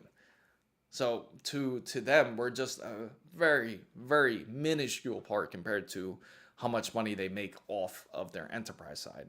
And the funny thing is, it feels like, oh, what's up on the, oh, how old am I? I am 37 now, believe it or not. 37 years old. Yeah. So now you know how old I am and the generation that I came from when it comes to PC building. I'm from the PC building age when we had to use IDE cables, if you remember those. And remember the Molex. They actually still have some of them. But the Molex connections, oh yeah, yeah. We've been quite through the generation. Back when RGBs were that they were like a pre-lit fan, like where they had a neon light practically, like you had a blue fan and you thought that was the coolest thing you've ever seen. I got 10 on you. Oh man. But nothing wrong with that. Just 10 years wiser. You've definitely seen more than what we did. DeepSeek is going to flip them, and yeah, I can see that. It's funny because remember when DeepSeek came out and they said that, oh, NVIDIA is like, oh, don't worry about them. We don't have to worry about DeepSeek at all. And then their stock dropped phenomenally. And they're like, oh, yeah, it's just overreaction. And right now they're not looking so great. A lot of it has to do economy-wise, but it's just funny that it's just that they pulled the rug on NVIDIA. Commodore 64 was our first family PC. Wow. Yeah, I remember that. Doom on PC, yes. That was actually one of the first games I actually played was a Doom on PC. And I thought it was the coolest thing ever. And the games were quite different. I gotta say, on PC back then, they just felt like they had this whole different feel because it almost felt like when you had a PC, it was almost like a key to every type of game that you could ever think of. That, and I know you guys know all of this too. Everyone that has the older, that's come from that generation is when they came out with emulators. Emulators was something everyone had to do. And remember how they had the Game Boy emulators originally, and then what else was it? I think it was like they had N64, Nintendo 64, they had Super Nintendo. Those were some amazing emulators and ROMs. And back then, you didn't have to worry about going on a website and downloading these ROMs and worrying about getting some type of virus. Back then, it was a lot more freedom on the internet for sure. Scorched Earth or Beast as, oh yeah. I remember. You know what's funny? A DOS game that I really liked was Keen. Remember Commander Keen? That was an amazing game back in the day. I asked for a Nintendo and ended up getting a T. That is hilarious. You know what's funny? My grandmother, like when I was younger, she got me a TV too, and it was like one of those little portable TVs with the antenna. It was like that little white one where it's black and white. You might know exactly which one I'm talking about too. But I ended up getting that as a gift. ICQ, yes. Yes. I remember ICQ. And now AOL Instant Messaging, to go back on them. Yahoo Messaging was really big. MSN Messenger. And at the time, it was really amazing that you were able to connect via webcam. Because you can just meet so many different people. And everybody would just kind of just talk to each other. It was quite insane. I grew up when we had one TV and we had to get two to share the second one. You know what was great too back then, especially when it comes to PC gaming, is you actually had LAN parties. Because remember when you had PCs and you would be able to have like a rig that you can bring over to your friend's house, or you would be able, even like the consoles back then, like if you had an Xbox, you could bring it over a friend's house and you could do a LAN party with them. You just had to hook it up to another TV, and that was the most amazing thing ever, having something like that. Oh yeah. Yep. Oh my gosh. I remember that. I bet you if you throw that out there, nobody's gonna really know what that is anymore. Enter television console. This is funny. I gotta highlight this. Let me see. Where is it at? Right there. Oh, there you go. That was hilarious back in the day. That was everybody's first message. I don't know why it was so important, because that was the most important thing that you had to figure out about the other person. And yes, they were so fun. I had all the cables and switches so we can link 4 boxes and play. And that's exactly what we did. We played Halo. That was a ton of fun playing Halo like that. And we used to bust each other for that, like for sniping somebody that was like just walking out in the dunes in Halo. Or yeah, that was an amazing time when Halo was great. And Halo, you've really gotta, I don't know what happened to you, but you gotta come back. You gotta come back with like a vengeance, because I don't know what's happened to the series, honestly. But Halo was amazing. But the TSMC wafer is spread too thin between Qualcomm. You know, what do you guys think of Intel's 18A that's coming out? That's going to compare with TSMC. TSMC has they have some excellent plans though too as well, because TSMC, they're also going to build some fabs in Arizona. They're going to build, I think it is 3 more, and they're going to work on the 2 nanometer nodes over there, so that way it becomes more local. Now the 18A, it's a new development, and again, I'm always kind of sketched out when it comes to Intel when they do have these new developments, but it's supposed to be very comparable to the 2NM. So I believe the first system I had was the Atari Lynx. Yeah, you know what's, I didn't really have the luxury, unfortunately, to have a game system at first. So we used to go over a friend's house to play the games. Like he had Sega Genesis, he had all the systems, he had Super Nintendo, or I would go to other friends' house that would have it. But then one year we ended up getting lucky, and our uncle got us a Nintendo 64, which was our first ever console. But we ended up playing Mario Kart like for 2 years, and it seemed like forever that we were playing that game. But then eventually we finally got more games on it. But it seemed like, for some reason, that generation of consoles, like when it came to 64 and PlayStation, it just lasted really long. Now, yes, Intel needs to really be successful, because at this point, Intel is just looks like just straight garbage, especially with the 15th gen. I thought they were going to come out with something really big, because you thought the Z890s were going to be like a whole different chipset. You thought that Intel was going to finally do something different, because Alder Lake was quite amazing, I thought, originally at first. how it was a hybrid processor, and how it was just quite the experience, especially that had PCI Express 5. They were the first ones to have it. But then they just know how to fall off a cliff. They just really do. They're like experts at it. If you want to know how to fall off a cliff, go ask Intel. Or matter of fact, ask Pat Gelsinger. I don't know what's up with him these days, but Intel's got a new CEO, and apparently he knows what he's doing. So we'll see. We'll see if he really does know what he's doing, because he's got to pull him out the grave, because, man, Intel used to talk so much BS on AMD. Like, remember how they used to talk about them, because they said that they would glue their dies onto their chipsets. But it turns out that Intel was doing that. So, yep, I had all consoles since the late 90s to 2010. Yeah, because those were the golden ages when it came to consoles. Consumer CPUs are probably nothing to it.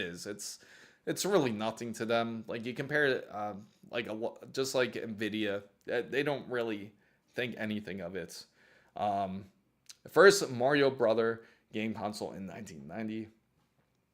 M49. Graphics ports was AGP slot. That is correct. It was AGP slot originally. And PCI Express was something completely different. And that was like the breaking thing when PCI Express did come out. In fact, I remember that. Everyone wanted Intel before, I think, everyone switched to AMD. That's the thing. Intel was the go-to, especially before, I think it was like, they started to fall on their face about I think it was the 8th generation. But it was the 8th generation, because the 9th generation, they ended up kind of repeating the 8th generation, and then the 10th generation was just asinine. The new CEO is a smart engineer. I think I do too, because originally the original CEO of Intel, he was more the guy that when he was working, the way he would work is it was all about profits and about marketing, but it wasn't about the engineering when it came to their chipsets. So that was the big issue when it came with Intel.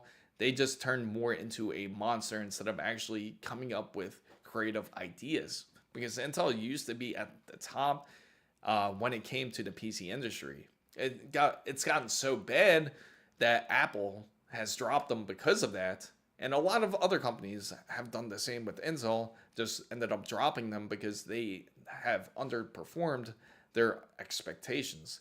Now, Apple's more than likely never going to go back to them, because they have their M series line, which is an excellent line for them. And then you have, of course, AMD, not AMD, but Snapdragon. You have Qualcomm's Snapdragon, which is going to be quite the beast. What do you think the lifespan with the 50 series now that they've implemented AI to help process frames? No matter what, no, even with AI, because originally everyone knows that AI was going to be like this, kind of like almost like a fad, like anything else. It's not going to last very long. But you can say with NVIDIA, and remember, this is a market. It's about money. It's not about, they don't want it to last long anyway. They want you to buy another one as soon as possible. So I would expect, again, another 2 years before then. In fact, within the next year, they'll have a super series of the 50 series cards. It's just how they work. So once they have the 6000 series out, which would end up being not that long from now, 2027. And more than likely, I'll go along with AM6. Intel should be on a whole nother generation themselves as well. But I think that's what will happen. Do you remember that motherboards that took AGP and PCI Express at one time? Also, yeah, at one point they did have that. Processor at one time. Oh, you know what's... I do remember that. Processor at one time. Does anyone remember other CPUs? Because back then, what was really comparable against those two was AMD's Athlon and what was it? Intel's. It's been so long ago, I can't remember. It was Intel's. What was it? It was the Duo. They had the Core Duos, and even before then, they had something before then, because they had Pentium 4s. That's what it was. They had Pentium 4s, Pentium 3s. Those were the times. because when you had it, I remember the Pentium 3 was a monster, so was the 4. But yep, good old LAN parties and showing off your rig. I was thinking before to needing to upgrade to keep up with gaming, because in order to keep up with gaming nowadays, especially if you play a lot of AAA games, if you honestly play a lot of AAA studios, one of the things I gotta say, like especially if you PC game, is always take notes of what type of games you play. See what you played in January, see what you played in February, because then you really know what type of games that you're geared towards. Because you don't have to get a full-on 50 series if you don't have to. You can always go with another generation if you need to. Again, AMD's RX 9000 series line is a great line as well. I was thinking more before, and the Cyrix chip. Oh yeah, yeah.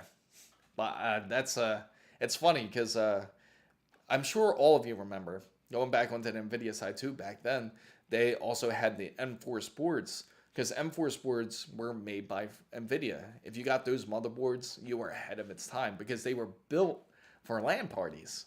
And if you had one of those motherboards, you were badass. I hated my Pentium 2. It was a cartridge. I feel like Pentium 2 was not really that great of a generation. Everyone was looking forward to it because, again, it was the next generation of processors. And it almost seems like the whole gap was a whole lot different too back then. It wasn't as quick as it is now. Now it seems like it's like within a year they'll come out with a whole new die, or within 2 years you'll have a completely different generation. Yeah, it was a weird time. That was like the most forgotten processor, I feel like, because all you remember is Pentium, and then it just skips right into Pentium 3. Because it's almost like they were just like, let's just scrap the design. We're gonna move on to the 3. And so, yeah, back then, you know what's funny? Yeah, the cyber cafes were the biggest thing. Like, everyone would go to one, especially to play games like Counter-Strike 1.3, 1.6. Those were great games at the time. Who all remembers Day of Defeat? That was another great game back in the day. That was also a Valve game. And also, you know what's crazy? It should be bigger. They should bring it back. I feel like it would do really well if they did bring it back, which is the, let me see, excuse me for a minute. If they did bring it back, because if you go to other countries, if you go to other areas such as in Taiwan or in Japan, you'll see that LAN parties are still existent. But for some reason in the US, it just kind of died out. I think it's more so that everyone has their own PC in their own place now. So that's why they probably don't feel like they need it in the US. But in places like in Taiwan and Japan, they're still really big. Arcades are still really big out there. But you don't really see them as often as you used to. Yeah. I remember the shovel, just beating people with the shovel. That was the best. And the best part is you could dig a trench with it too. Remember that? And you could just dig a trench, go underneath, and kind of hide in it. It was an amazing game, especially the fact that you could get that game. I think it was free if you had Counter-Strike and Half-Life with it, because it was like a package deal. And even CS started, yeah. Because remember how I can remember my first CS game vividly, which I played at CS Pool. Remember that CS Pool? And that was a mod. And that was the first board that I played, because it was such a small map, and it was the kind of map where you could pick up weapons and just kind of really go at it. You either knife them or you pick up like the AK. That was like my personal favorite in Counter-Strike. That was an amazing gun.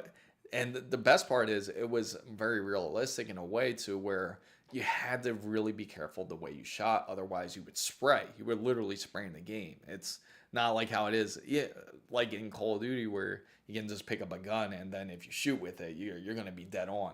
But realistically, Counter-Strike wasn't like that. You had to really aim and you had to click the mouse carefully.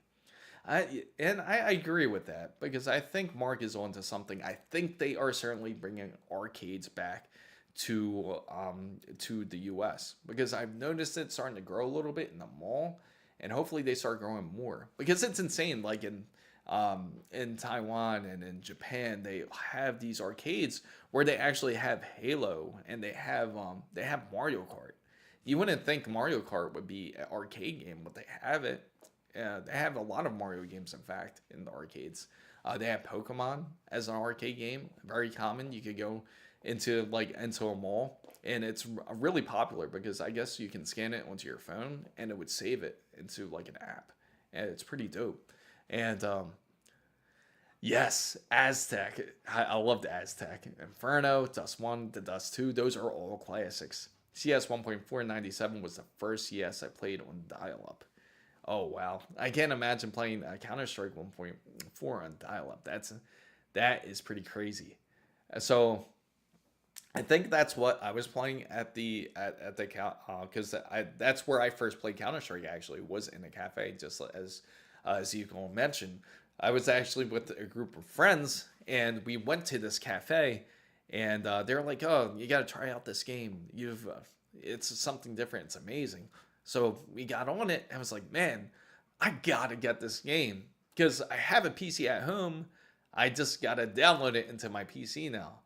But that's when everyone first discovered Steam. That's how Steam took over. Counter-Strike was just groundbreaking.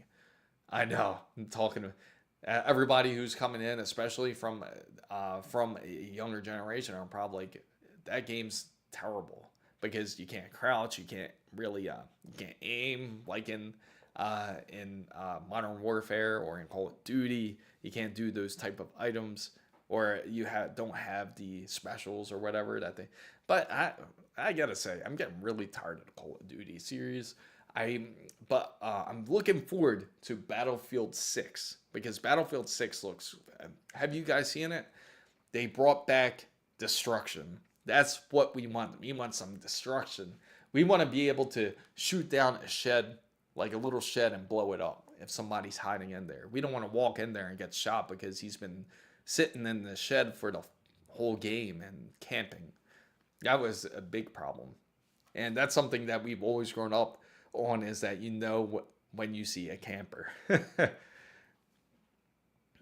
Even in CS, remember you had campers too that would hide out into in that house in CS Italy. Remember that? Like if you walk down that when you go through that tunnel, there would always be somebody at that window of that house, always with a sniper. They need to bring back the Tenchu series and Dante's Inferno.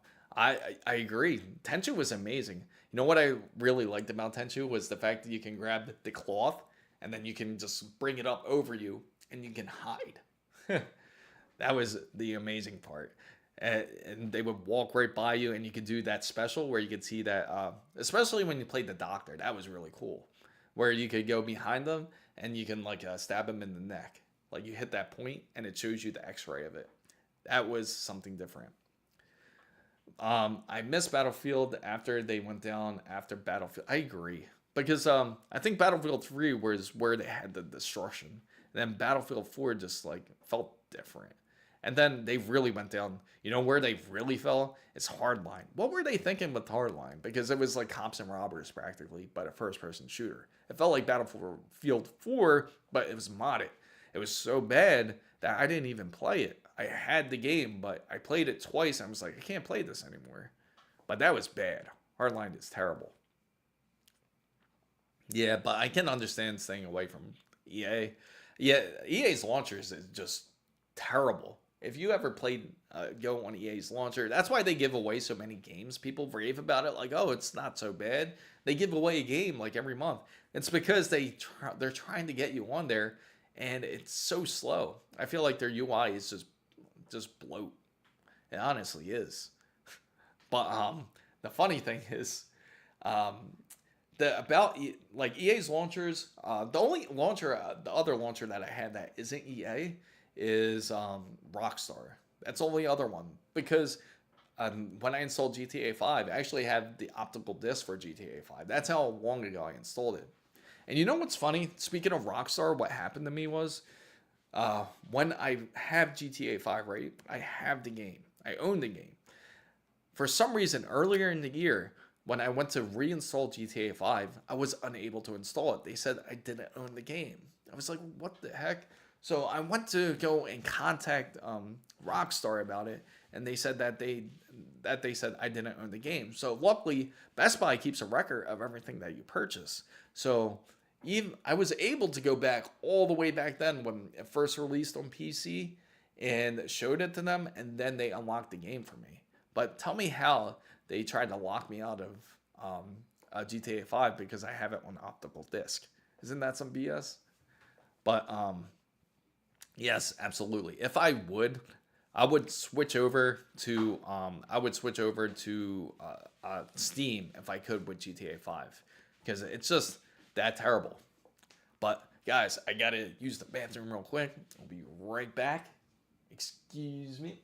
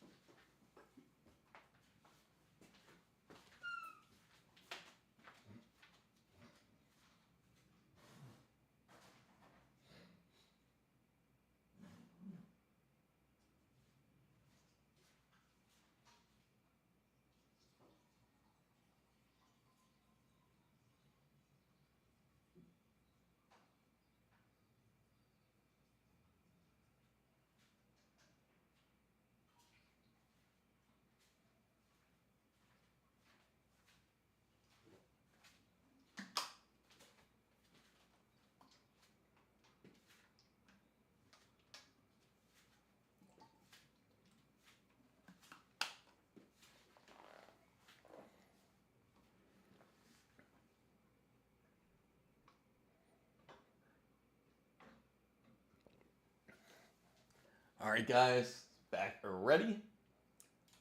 Let me see here. Perfect. That's better. Had to get a reliever in there. But GTA 5, you haven't finished it. It's a great game. GTA 5 is an excellent game. I actually beat it twice. Hopefully, have you guys played the new GTA 5, the I think it's called Refinitive or Redefined version of it? But they kind of remastered the game in order for you to play it. Now, my new Ryzen build idles at 44C. Oh, that's an excellent temperature for sure. Ryzen temperatures are typically, I feel like they should be around that normal range. Now, I know some of them can run a little bit hot. So, yeah, GTA is certainly a great game. I'm looking forward to GTA 6 to see how it is. I just hope it's supposed to be groundbreaking. Apparently, if you get GTA 6, it's supposed to be that you can have, it has its own economy practically in there. So apparently the things that you could do in the game that you can actually use their currency in real life is from what they're saying. I don't know how that would work. Maybe there has to be some sort of limitation, I would imagine, to it. But can you imagine if you had like $1 million on GTA 6? Like, how much is it really worth if you to convert it into real life? Because that would be insane. It's supposed to be that groundbreaking, but I would imagine it applies to certain items or certain things. He's saying that because we saw your idle temperature, which was 35C. Oh, that's funny. Oh, you saw, yeah. So it was like that was like on the build that I had. So how long until they put it onto PC? Now, more than likely, when they put it onto PC, it's going to be around 2026 for sure. It's usually going to be the fall, as usual. And that's when I think they will release it, because that's exactly how they did it with GTA 5. It's like they've released it like a year after.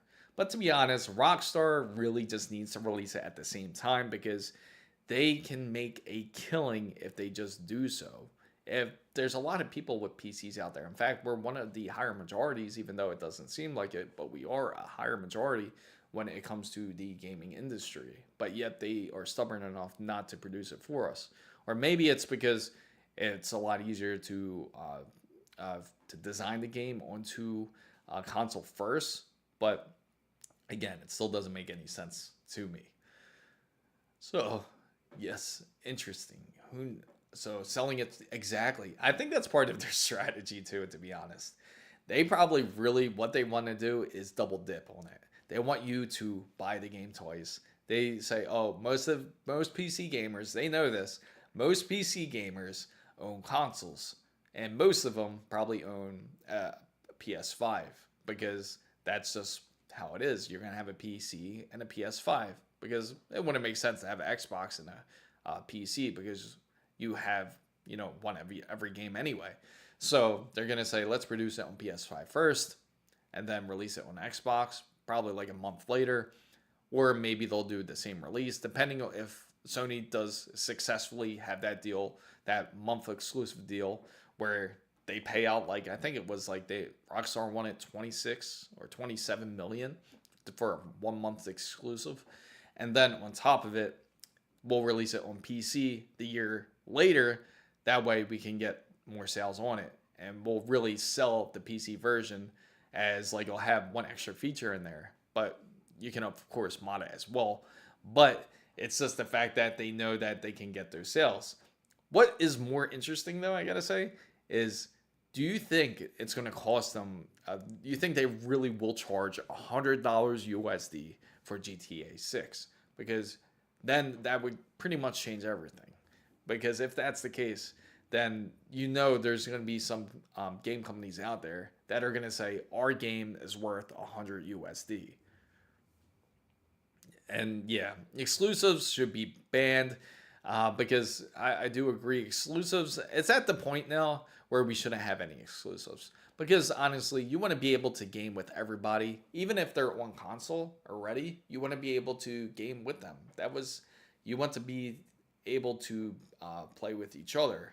Now, I don't think, to be honest, I don't know how the console market's going to look anymore, because especially that Xbox is choosing to release all their games onto PlayStation. In fact, that they're releasing Forza on PlayStation soon, and they're supposed to be releasing Gears of War soon onto PlayStation soon as well.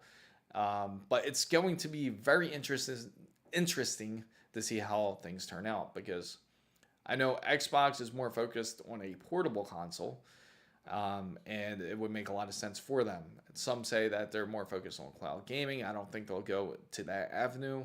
I know Xbox knows that it's not really a great market for it, so they'll definitely, I know they are looking at more of a portable console for sure. But On Defense Tech says, I have 1,123 games between Steam, GOG, Epic, EA, Ubi, Connect. That's a lot of launchers. Tarkov launcher, Bethesda, and Battle.net. You can't forget Battle.net because we all have to have a Battle.net account too. Square Enix is doing the opposite. They want to release on all platforms. Yeah, because Square Enix realized there's no money on being exclusives anymore. When it happened was with Final Fantasy 16. When Final Fantasy 16 was released, they realized that the sales could have been a lot better if they also released on Xbox. I think Xbox knows this as well. Microsoft knows this. So that way they're always going to try to release they're going to always try to release some games on PlayStation as well, as they're hoping as Sony releases their games more openly to Microsoft as well. Just like a great game that sold well is Helldivers. Helldivers was an excellent game. It wasn't expensive. It was only $39.99 when it first came out, and you were able to play that game. Again, that was like the first game that they did where they didn't release it just on PlayStation first. They actually released it the same time as PlayStation, and you can see how well Helldivers did. Now, I don't know if Helldivers is coming to Xbox, but it would make sense for them just to do it, because they would definitely make some money. Now, I only collect free games on Epic. I can understand it, but I'm guilty of it because there's some throwback games that I personally enjoy on there that they will throw up there. And I love that Battle. I love BNet. They really could have been. Battle.net could have been great. I think that's actually, I actually have 3 launchers. I'm actually guilty of that because mentioning all those launchers just reminded me that Battle.net is also a great launcher. In fact, they compared, again, going back to the Call of Duty thing, they actually compared to how well it runs on Steam versus on Battle.net, and apparently on Battle.net, Call of Duty Black Ops 6 runs better on Battle.net than it does on Steam. But again, that comes to preference when it comes to launchers, and it also depends on if you really care that much about Call of Duty. I don't think anybody cares as much. This is actually the first game, the first Black Ops 6 that I actually did not prestige. That's how much I did not play the game. I tried to really get into it, but it just couldn't really draw me in. New to PC gaming, built my PC in December last year, didn't have the funds at the time for a GPU. Now availability is down and prices have increased. When do you think it will stabilize? The summertime. To be honest, for everything to really stabilize will be this summer. Because scalpers will more than likely want to take their vacation and take advantage of the money that they ripped off from people.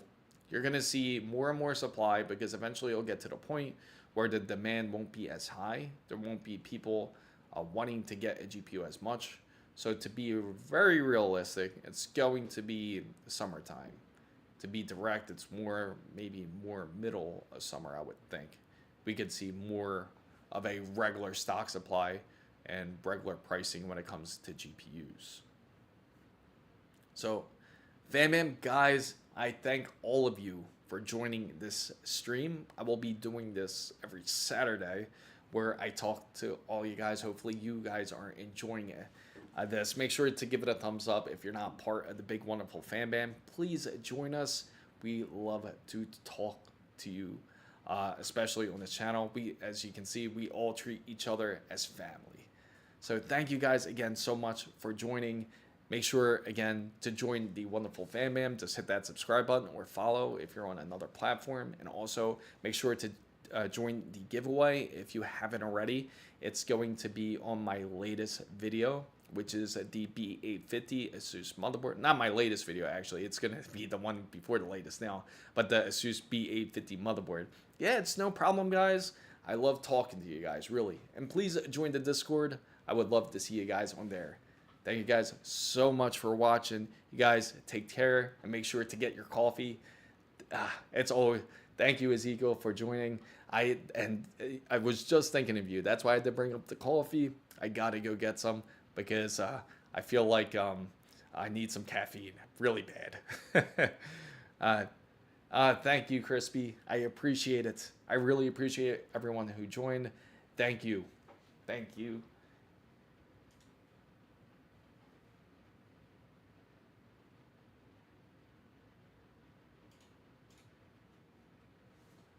Thank you, guys.